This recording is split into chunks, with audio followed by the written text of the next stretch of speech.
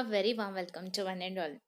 In the previous video, you have learned what is force, what is contact force, what is non-contact force. Now let us move towards what is balanced force and unbalanced force.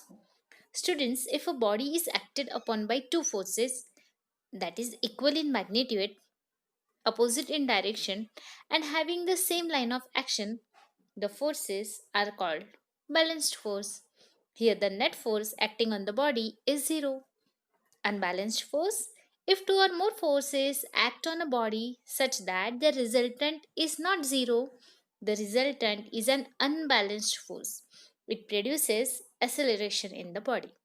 Now, see in the figure, a person is standing in the position, both the forces are equal, that is, they are balanced. That is why the boy is in a standing position.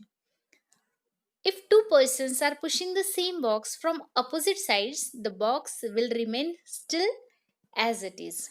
Movement is caused only if unbalanced forces are there. Let us see the next example, tug of war. This is the third example of balanced force. Now let us see then what is exactly balanced force. Balanced forces are equal in size, cause no movement and act in opposite direction.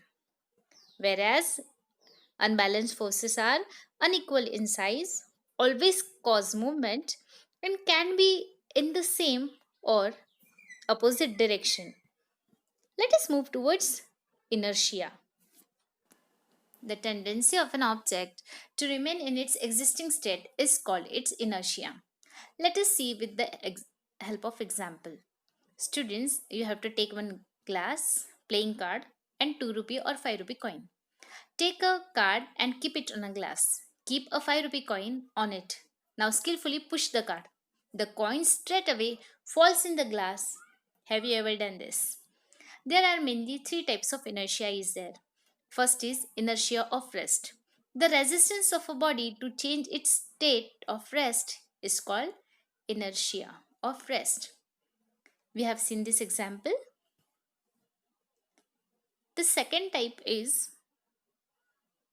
inertia of motion. The resistance of a body to change its state of motion is called inertia of motion. Example, a ball thrown upwards in a train moving with constant velocity returns to the thrower. Another example, a revolving electric fan continues to revolve even after it is switched off. Let us see the third type, directional inertia, that is inertia of direction. The resistance of a body to change its direction of the motion is called inertia of direction.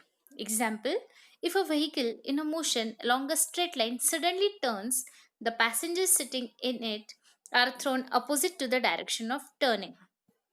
Now let us see why objects float or sink in a liquid. When an object is put in a liquid, then two forces act on it. First, weight of the object acting downwards, or beyond force acting upwards.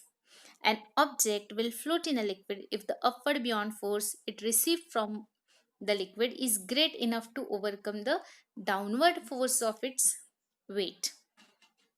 Now let us see then what is Archimedes' principle.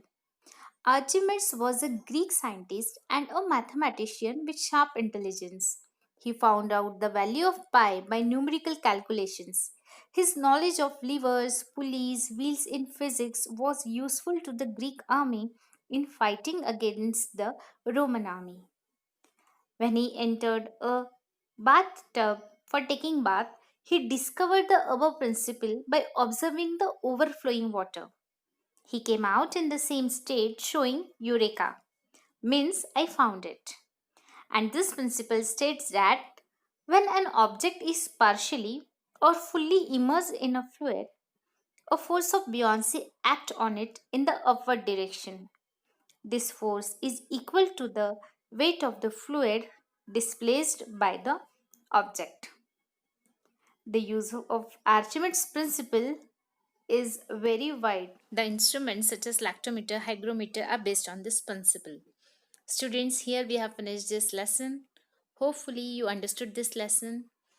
You have to go through the exercise, you have to write the difficult words and definitions 5 times each. Be safe at your home. See you again. Bye. Take care.